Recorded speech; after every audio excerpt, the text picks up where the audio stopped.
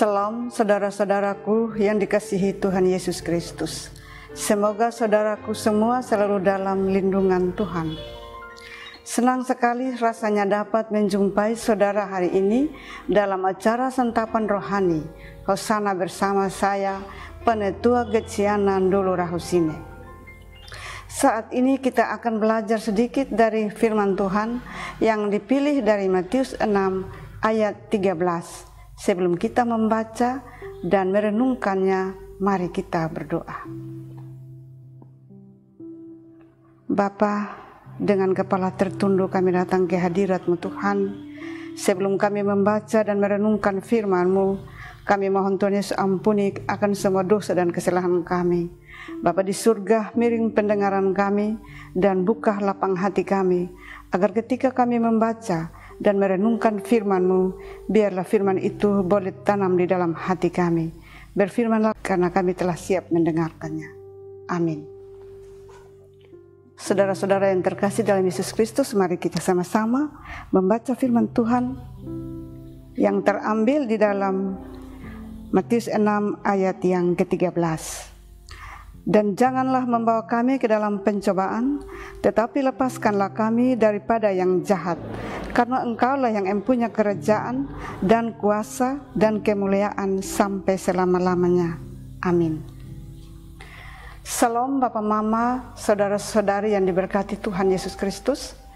Tema yang direnungkan saat ini adalah jauhkan dari cobaan.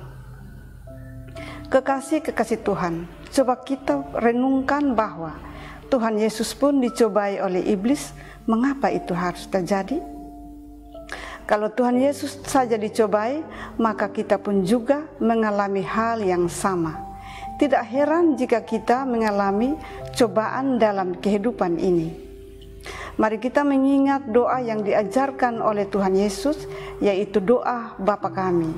Ada satu kalimat yang agak kontraks, yaitu janganlah membawa kami ke dalam pencobaan.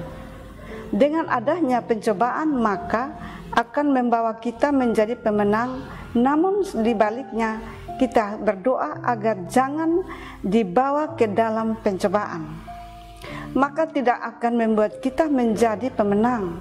Untuk memahami ayat ini, maka kita perlu membaca ayat ini secara utuh. Ada sebuah permohonan agar janganlah Tuhan membawa kami ke dalam pencobaan, tetapi lepaskanlah kami daripada yang jahat. Ini bukanlah sebuah permintaan supaya Tuhan melenyapkan pencobaan atau masalah dalam hidup kita.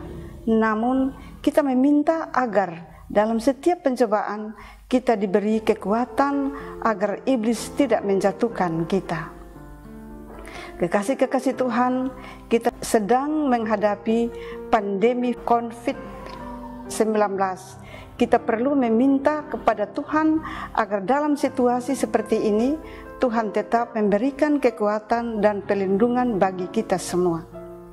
Dalam menghadapi pencobaan, selalu ada iblis atau si jahat yang mencoba mencari kesempatan untuk menjatuhkan kita. Iblis memiliki kekuatan untuk menjatuhkan, tapi Allah di dalam Kristus selalu memberi kekuatan agar kita tidak jatuh dalam tangan si iblis. Kekasih-kekasih Tuhan, itu sebabnya kita perlu berdoa dengan benar, dan doa yang benar dimulai dari cara pandang yang benar, agar Tuhan memberkati dan memberi kelancaran dalam kehidupan kita. Misalnya ketika kita mengalami masalah, lalu kita menganggap bahwa Tuhan jahat atau tidak sayang dengan kita, maka doa Bapa kami mengajarkan kepada kita bahwa walaupun kita sedang menghadapi cobaan, bukan berarti kita sedang berada di luar tangan kuasa Allah. Sebab jika Allah mengizinkan kita mengalami pencobaan, tidak ada yang lebih bijak selain meminta Tuhan memberi kita kekuatan sehingga kita bebas dan tidak sampai jatuh ke dalam pencobaan, godaan, dan kegagalan.